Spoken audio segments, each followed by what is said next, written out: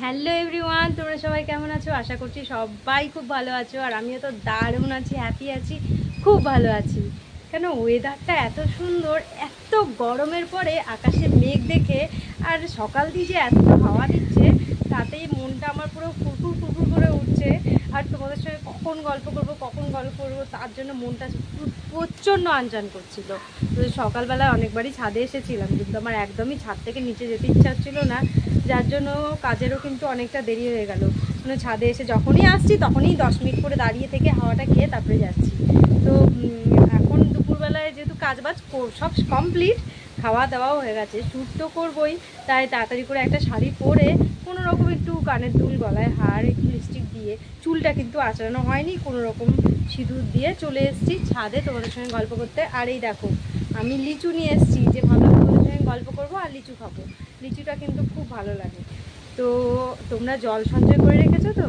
আমি কিন্তু অনেক জল সঞ্চয় করে রেখেছি, কেন এর আগের বার আমফানের সময় যে জলের জন্য কষ্ট হয়েছিল, যার জন্য এবারে আমি কিন্তু অনেক জল সঞ্চয় করে রেখেছি, সেটা তোমাদেরকে দেখাবো।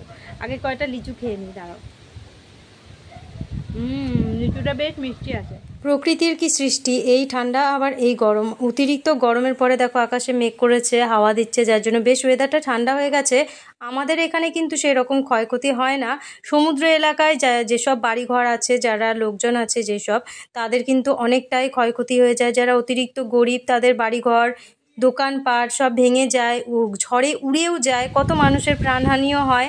সত্যি সেই সব কথা ভাবলে ভীষণ কষ্ট হয় তাদের জন্য, যাদের আবার নতুন করে ঝড় থেমে গেলে ঘরবাড়ি বানাতে হবে, দোকানপাট বানাতে হবে। আবার কত পশু প্রাণীদেরও কত কষ্ট, যারা নতুন করে আশ্রয় খোঁজার জন্য এদিকে ওদিকে ছুটে বেড়ায়। মানুষদের তো ঠিক একটা আশ্রয় হয়ে যায়, কিন্তু এই পশু পাখিদের কোথাও তো আশ্রয় হয় না, তারা অকালে প্রাণ হারায়।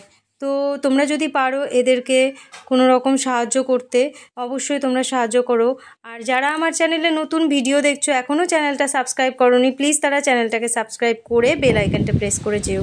আর ভিডিওটা ভালো লাগলে অবশ্যই একটা লাইক করে দিও।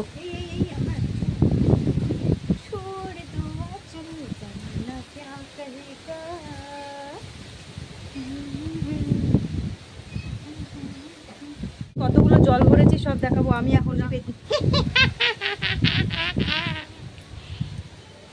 দেখো আমাদের লেবু গাছের অবস্থা দেখো, এখনও কিন্তু সেই ঝড় আসেনি, এই ঝড়েতেই লেবু গাছ পড়ে গেছে, লেবুগুলো মাটিতে। সে থাক, আর তুলবো না, এরমই শোয়ানোই থাক আজকের দিনটা, কালকে ঝড়টা চলে গেলে তারপরে তুলবো গাছটাকে। আদার্স গাছগুলো সব ঠিকই আছে, এই গাছটাও হয়তো পড়তে পারে, এই গাছটা অনেক লম্বা।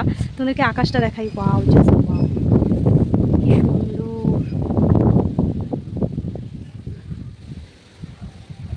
কাল রাত্রিরে তো আকাশটা আরও বেশি সুন্দর লাগছিল, ইচ্ছা হচ্ছিলো আকাশের দিকে তাকিয়েই থাকি। তো চলে এসেছি আমি রান্নাঘরে। প্রথমে আমি রান্নাঘরের মানে খাওয়ার জলটাই তোমাদের দেখাই। ট্যাঙ্কি তো আছেই, ট্যাঙ্কিতে ভর্তি জল। আর খাওয়ার জল এই দেখো, এক বালতি, এই যে এক হাঁড়ি, আবার গামলাতেও আছে, দেখাচ্ছি। গামলাটা হচ্ছে সানের জল ফুটানো, আবার একটা ড্রামেও ভরেছি, স্টিলের ড্রাম, চলো দেখাচ্ছি।